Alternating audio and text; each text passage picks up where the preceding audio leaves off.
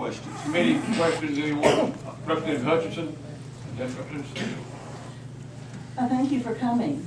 Does the U of A have, or you know of any foundation or charity or organization that is willing to make up the difference for these students between the in-state and the out-of-state tuition? Not at my institution, and I would, I think that's not a, that would help a few people. I don't think that's an answer that would be feasible. I just don't think you're going to get dollars in the amount that would be necessary to make a difference. We have a scholarship program with LULAC, one of the organizations in the state, where they provide some money, but it's for a very limited number of scholarships each year. Thank you. Representative Steele. Thank you, Mr. Chairman. Chancellor, do you feel that a higher education would actually help these students with the process of obtaining citizenship? Yes. And have you encountered very many students or any students at all who are coming to your institution with the objection of getting an education and then leaving the United States for some reason or another? No.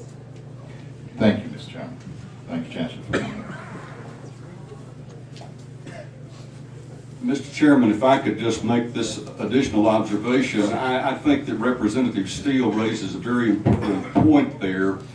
If we're going to be realistic in looking at the situation we have in Arkansas, as well as in other states, the big majority of these young people that we're talking about that are affected by this prohibition, this federal prohibition, they are people that are going to be living in this state 10 years and 25 and 40 years from now. And it would be in our best interest, leaving aside what it does for them, it would be in our best interest to enable them to become much more productive citizens, paying more taxes, generally being more productive and versatile members of our society. Thank you, sir. Thank you. No more, one more question. Representative Clemmer. I love asking questions straight to my boss. The relationship's not clear here. Thank you for that. Thank you for that. I really wish that we had a better solution to this, and I appreciate you coming and sharing your perspective. What kinds of positions will our students, potentially my students for all I know, in my classroom, what jobs are they eligible to have after they have a degree from any of our state institutions? Well, I think that is a good question, and again, I don't think that this particular piece of legislation affects that issue one way or another, because if you pass it, the federal law is still there. They are not, I can assure you, we are doing at my institution a very tight job of screening applicants for admission. And if we've had anybody slip through the crack, I'll bet you couldn't, you wouldn't take more than the fingers on one hand, and I'm not sure it would take any fingers on that hand. But this law won't change the fact that now they can't go at in-state rate. Now, if we went in a different direction, we would do something similar to the construct of the Federal Dream Act, where we would put the opportunity for students who aren't documented to start down this path as a way of getting citizenship.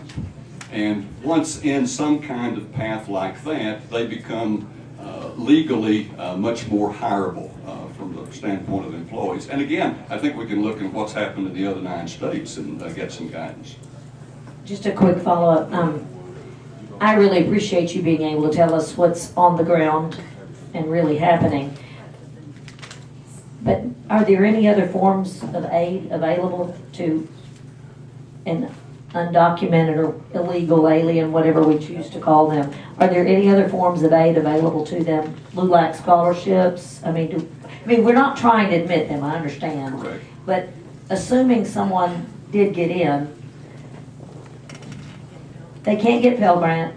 I mean, what is the realistic chance that someone can attend college if they're illegal? That they can afford to pay even in-state tuition, which is not cheap? That's not a very good question. Well, but no, get the drift. and I think I understand it, and I would answer it this way, that if we made what I think would be the good choice for the state, and we said we're going to go in the other direction, we're going to recognize that, you know, these are the most precious capital that we have within the state. They're human beings, and they're folks we need to have supporting our social security system and other things. One of these times, we would find a way to open the doors to them so that they could get an education. And once in that kind of path, then they work, they find ways to find the money to pay the tuition. They pay it themselves. I am not aware of at my institution, other than the LULAC scholarships, to my knowledge, there are no other scholarships that would be available. And those are for students that are legally admitted. They're not for the illegals that don't get in. Representative Hobbs. Thank you, Mr. Chair. Do you know how many students you have attending UALR who are paying out-of-state tuition, who have residency in other states in the United States? I heard that question earlier, and no, but in the case of my institution, it'll be a very small number. It will probably, I'm guessing it's in the hundreds, and that's out of 13,000. So it's a small number. I think you'll find other institutions, border institutions, will have a much different and a much higher figure than that. Thank you. Thank you, Mr. Chair. Thank you. Seeing no more, one more question.